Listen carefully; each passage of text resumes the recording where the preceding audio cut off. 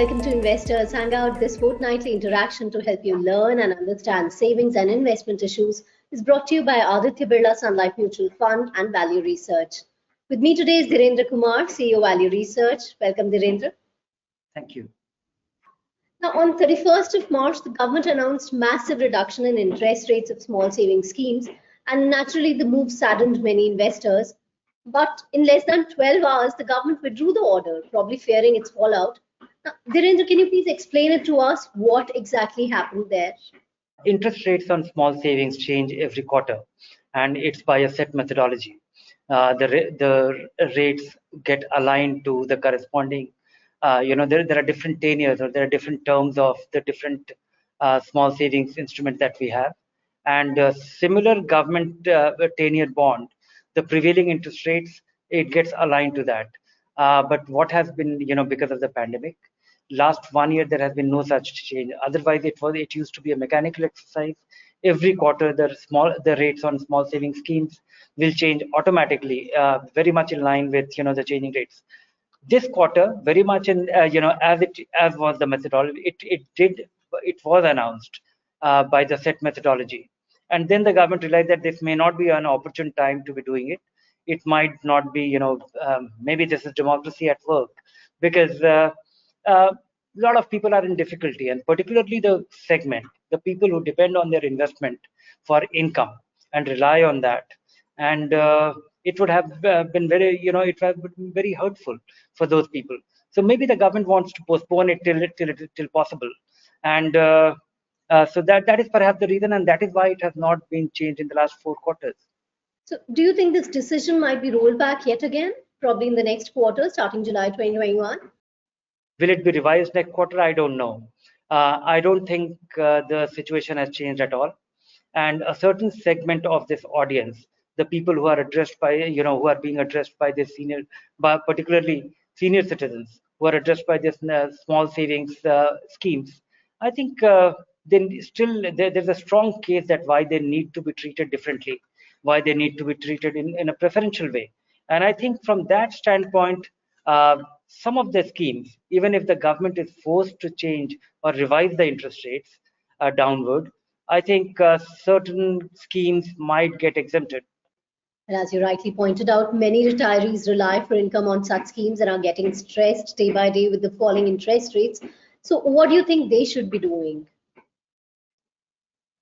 I think the first stop for most retirees, most senior citizens should still be senior citizen savings scheme, the post office MIP, and Pradhan Mantri Vyay Vandana Yojana offered by LIC. These provide you guaranteed income, and these are the absolute safe avenue for investors. So this should be your first stop.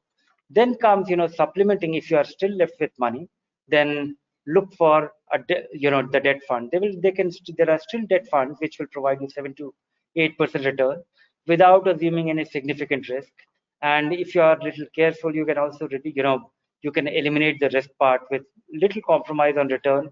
And when choosing a debt fund, don't look for the best performing debt fund. If you follow this rule, I think your fixed income, your income requirement from fixed income can be met very nicely.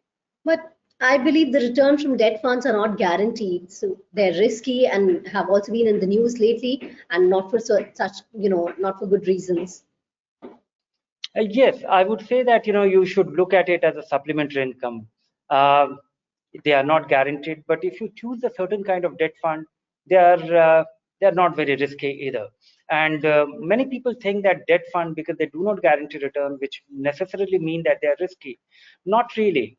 There are debt funds which will, the decline in the value, even if they go wrong, even if they commit a mistake, the decline or the depletion in the value of a debt fund is not that significant unless until it meets with an accident of a very unusual kind, as it happened last year with of the kind which investors were faced with the Franklin Templeton funds.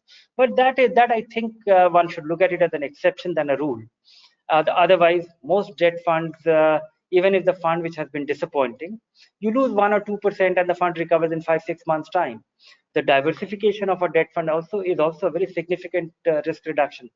So I would say that, and many funds have been able to demonstrate, if you are little less greedy about your choosing your fixed income or the debt fund, you are unlikely to face any big decline in value. So are debt funds sufficient alone? No, debt funds are not sufficient alone. And I think depending on how comfortable an investor is, or what is the scale of his investment, and what part of his income is met by the return from the debt fund, investors need to consider a definite allocation to equity. Because when you invest only in debt fund and consume all the income generated by a debt fund, uh, you will fall short of money, because 5 years from now the income will not be enough, because your capital remains constant and the income might vary, and if you are somehow able to manage with it, your need for income will increase. So to supplement that capital, that can be had only from equity. So depending on what is the scale of your investment, how good it is, because if you are able to derive income from fixed income and a part of it you are not consuming, then it will be growing. Otherwise, you have to make a definite allocation to equity, and that could range between anywhere between 10 to 30, 40%, depending on the scale of your investment. Do it in a calibrated manner. And I think two rules which every investor should follow when he's trying to look at investing in equity, to supplement his, to make sure that he has enough capital, or just to provide the inflation protection for his overall investment portfolio. I think two rules which will reduce his risk, and that is very crucial, because this is the stage when a senior citizen is advised that you can't take risk, you have to avoid risk, you should not be investing in equity, which to my understanding is not a wise thing. One should embrace risk, and embrace risk or invest in equity in a very desirable, in a calibrated manner, which is one should diversify, and one should not invest lump sum. One should spread one's investments over time, and don't try to speculate with your equity investment, because that is what most investors end up doing. And once you do it with this in mind, I think you will have an equity portfolio which will be able to supplement your capital over over a longer period of time, which is, and then all the gains from the equity can be put into fixed income every 5 years, which will go into create produce higher income for you. Okay, time now to move on to the viewers' questions. The first one comes in from SK Sharma, and he wants to know if floating rate funds are the best choice in the rising bond yield scenario. Yes, floating rate bonds, floating rate funds, and short-term bond funds, because the short-term bond funds are the other vehicles which are less vulnerable to changing rates. Uh, so yes, these are the two vehicles. And in India, the problem of floating rate funds is that they're investing in, we don't have floating rate instruments. So most of the floating rate instruments are created artificially by adding some derivative around it. So look at the cost. I have found that many a times some of these floaters, uh, if they may not be producing meaningful return for investors. So choose from arbitrage, short-term funds, and floaters. And it's also important for investors not to chase the highest possible return, because they also come with some kind of hidden risk which may not be visible today. You just mentioned the arbitrage funds. Our next viewer, Swagato Ganguly, wants to know what are arbitrage funds and are they better than short duration funds? Arbitrage funds are, they have the character of a debt fund, but technically they are equity fund. The way it happens is the fund manager buys a future contract, and also buys a stock, and then sells a future contract, and in a manner that the different anytime there is a difference between the worth of the future contract and the current position in a stock, that difference, that premium, he will be able to pocket on the expiry of that contract. So and these contracts, this kind of discrepancy or this kind of arbitrage opportunity get created, and they produce somewhat like a prevailing interest rate kind of return, or those kind of differences, because arbitrage by its very design is self cannibalizing. If something is available 1 month from now at a certain price, and the current price is X, and if it is available at X, 5% more than X a month from now, then this particular difference will be used by many people by doing a transaction to consume it, or to to cannibalize it. So in that sense, so arbitrage funds are a different kind of vehicle, and these are very tax efficient. They used to be more tax efficient because what happens is short-term capital gains from equity fund is taxed at 15%, and the long and whereas less than 3-year investment, any gain from your debt fund for a period of less than 3 years will be added to your income, and depending on your tax bracket, which can be 30, 35, in people in the highest tax bracket will find the arbitrage fund, the return from arbitrage fund, very tax efficient. Nothing beyond that. Otherwise I don't see the difference in the return of a short-term bond fund or arbitrage fund is going to be hugely different. And also the difference in the return may not be anticipated. Sometime it could be more, sometime it could be less, depending on the market complexion. So don't bank on the return, but I think tax efficiency of an arbitrage fund for anybody in the highest tax bracket can be quite meaningful. Right. Chandra Jaiswal thinks this may not be the right time to start an SIP. So in that case, where and how should he invest? No, Chandra, I would say that, don't make such assumption. Why do you think it may not be a good time to start your SIP? It is always a good time to start your SIP if you are going to, invest for a few years. And if you are going to invest for 5 years and more, any kind of market, whether it is a declining market, if it's a rising market, or if it's a market which is not going anywhere, there could be a long period of, there could be a phase in the market when the market is just adrift. It goes up, goes down, but actually not going up or down meaningfully. So in either of these, if any of these three situations, I think it's a good time to invest, start your SIP if you are going to invest for 5 years and more. And if that investment is, you don't have an income requirement, you don't need that money in the foreseeable future, by all means, start your SIP, stick to that plan, and don't get distracted. All right, now Arun Bansal asks, which are the most important ratios while checking the performance of mutual funds? If you could please tell him about both equity and debt. There are many ratios, but I'm not a great believer of in ratios. I think look for three things. I'm telling you things which are not ratios. When looking for a fund, look for a fund which has a full, a performance over a full market cycle. I like a fund which actually falls less than its benchmark in a falling market, rises little more in a rising market, and which means that here is a fund which will not be extraordinary. But if it does a little better in a falling market, does a little better in a rising market, overall it will do exceptionally well. The other is that make sure that the fund manager who is responsible for producing these returns are, he's still there. And the third thing which I'm always looking at is the general portfolio.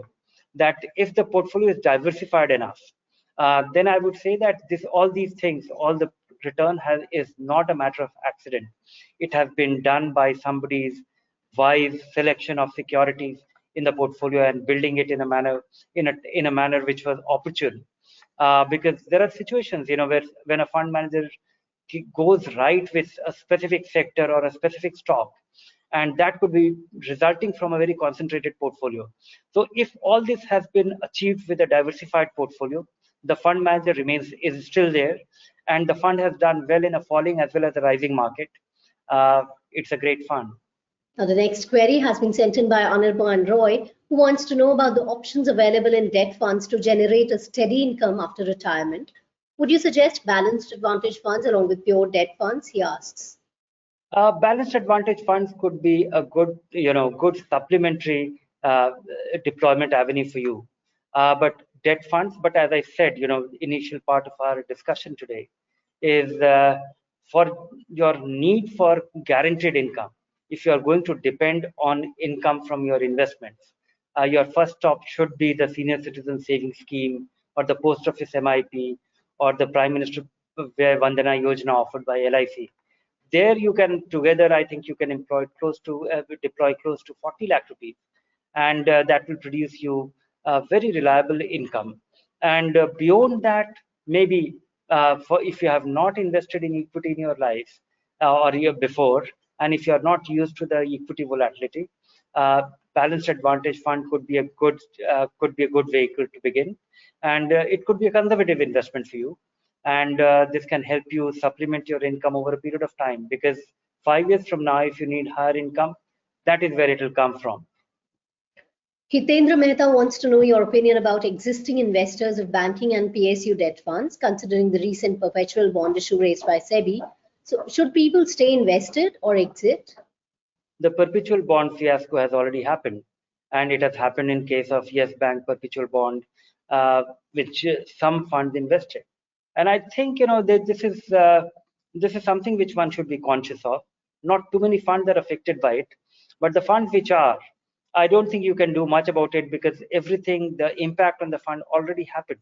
If you are an existing investor, stick around. I think the fund companies, it came as a surprise, and the hit is over. The damage is done, and you have to bear with it. And I think what something good can come out of it in course of time, but the damage is done, and you really don't have much of a choice today.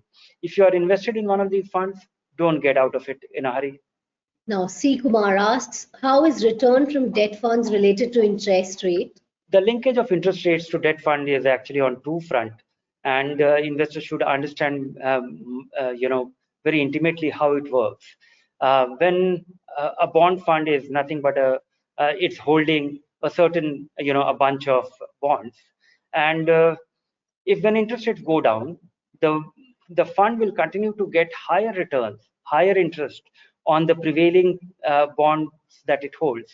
So that is why when interest rates go up, the return from new bonds that will be issued or which a fund will invest will be higher. That is why the bond prices, or the price of those bonds held by the existing bond fund, they go down in value.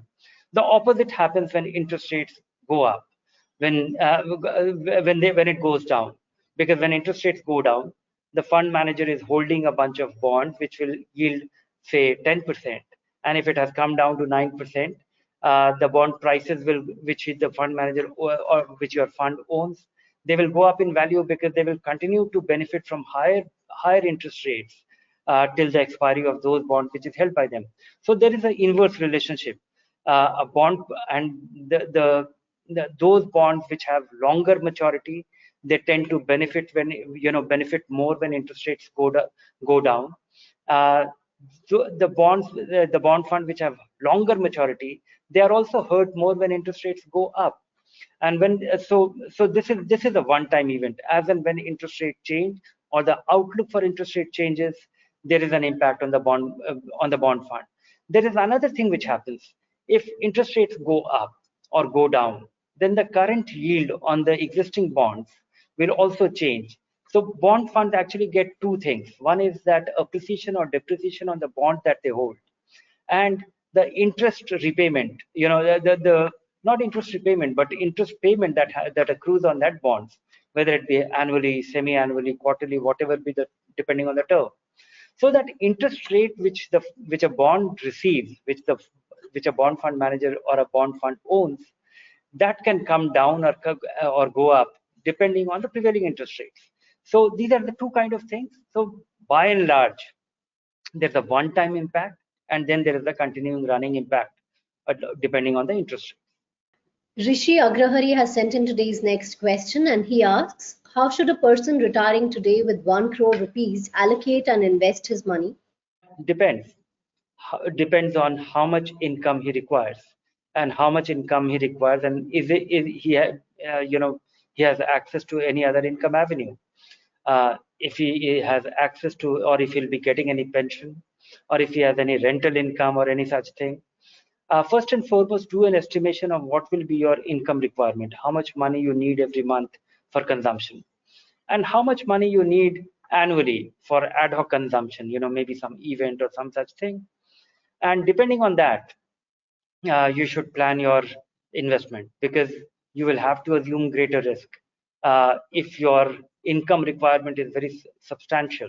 I would say that if your income requirement is about 6%, then you run the possibility of investing in a manner where your investment will not only generate this 6% return, which is about 50,000 rupees a month, uh, but also protect the worth of your capital, because if you are generating 6%, if you are consuming 6% return, and if your 1 crore investment is generating 9 to 12% return with a diverse portfolio and with a reasonably conservative asset allocation, then half of the return of your investment will be there to is protecting the worth of capital. You will consume half of the return, and half of the return will be retained to support a higher income requirement for you.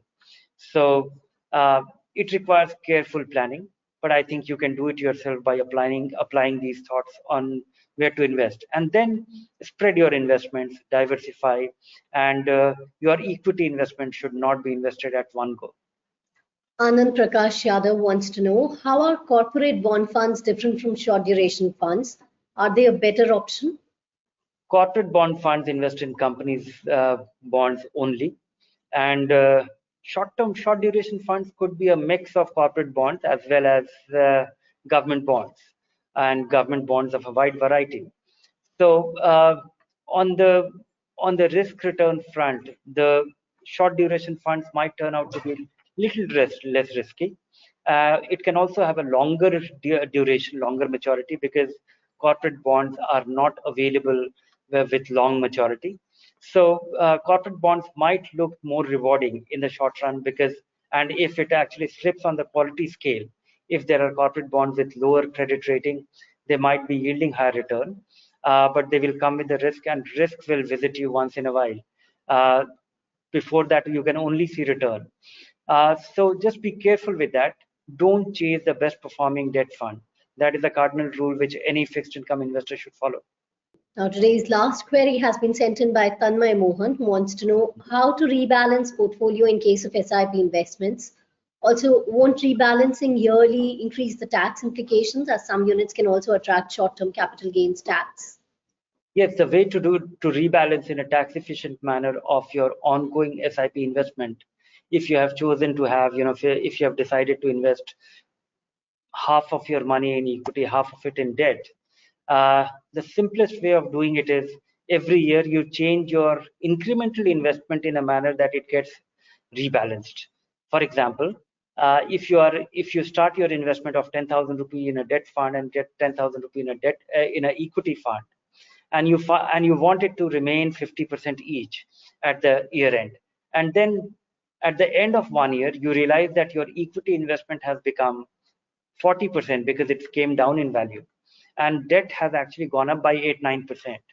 So invest the future money, the future 10,000 rupees a month, in a manner so that it gets rebalanced, and in a manner that your incremental investment will be happening in a manner that you'll be investing in something which has done poorly, and you'll be investing less in something which has done much better. And that is how you will achieve the asset allocation which you have targeted for yourself. Well, with that, it's a wrap on this episode. Thank you, Dhirendra. Thank you. Thank you to all our viewers. Do keep sending us your questions and keep watching this space for more information. And if you like the show, do subscribe to our YouTube channel. Bye for now.